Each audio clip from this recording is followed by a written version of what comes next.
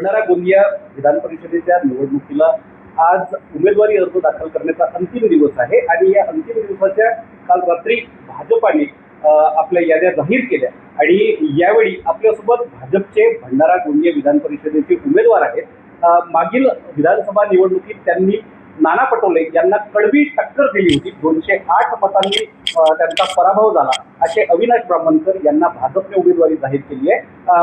दादा काय सांगाल, भाजपने आपल्याला ही उमेदवारी दिली, कसं पाहते याकडे? काल संध्याकाळी रात्री काल माझी भंडारा गोंदिया जिल्हा विधान परिषदेच्या निवडणुकीची उमेदवारी काल जाहीर झाली।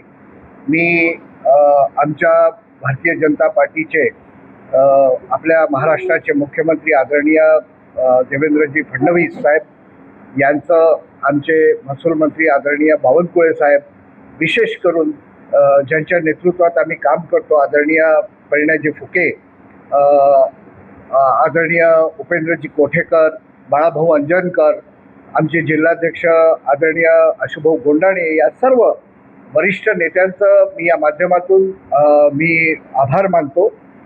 तसंच आमचे मित्र पक्ष राष्ट्रवादी काँग्रेस पार्टीचे नेते आदरणीय प्रफुल्लभाई पटेल असो, सर्व वरिष्ठ नेत्यांचं मी या माध्यमातून आभार व्यक्त करतो की माझ्यासारख्या एका साधारण आणि सामान्य कार्यकर्त्याला एवढी मोठी विधान परिषदेची उमेदवारी मला देण्यात आली आणि आता समोर लढाई आहे। आम्ही सगळेजण सज्ज आहोत।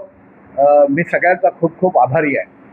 खरं बघितलं तर मागच्या वेळी जी विधानसभेची निवडणूक झाली होती, या निवडणुकीमध्ये अवघ्या 208 मतांनी आमचा पराभव झाला होता आणि त्या निवडणुकीमध्ये आमच्या भारतीय जनता पार्टी असो, राष्ट्रवादी काँग्रेस पार्टी असो, शिवसेना, शिंदे गट असतो, याच्यातल्या शेकडो गाव पातळीवरच्या कार्यकर्त्यांनी प्रचंड मेहनत घेतली आणि म्हणून आम्ही त्यावेळेचे म्हणजे माजी प्रदेशाध्यक्ष नाना पटोले होते, आम्ही त्यांच्यापेक्षा EVMमध्ये 658 मतांनी जास्त आघाडी घेतली आणि तरी पोस्टलच्या मतांमध्ये एक 208 मतांनी आम्ही मागे राहिलो।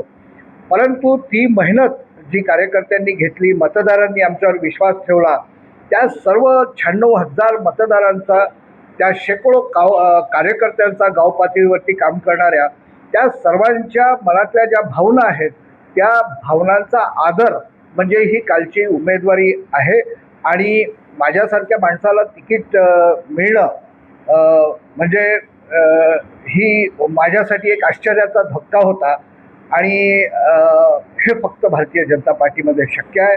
मी भारतीय जनता पार्टीचे, आमच्या मित्र पक्ष राष्ट्रवादी काँग्रेस पार्टीच्या सर्व नेते मंडळींचा आणि कार्यकर्त्यांचा मी आभारी आहे। निश्चितच महायुतीकडून विजयाचा दावा यावेळी पक्का केला जात आहे। अविनाश ब्राह्मणकर यांनी भाजपच्या सर्व मोठ्या नेत्यांचे आभार सुद्धा यावेळी मानले आहेत। शशिकांत भोयर, लोकशाही मराठी, भंडारा।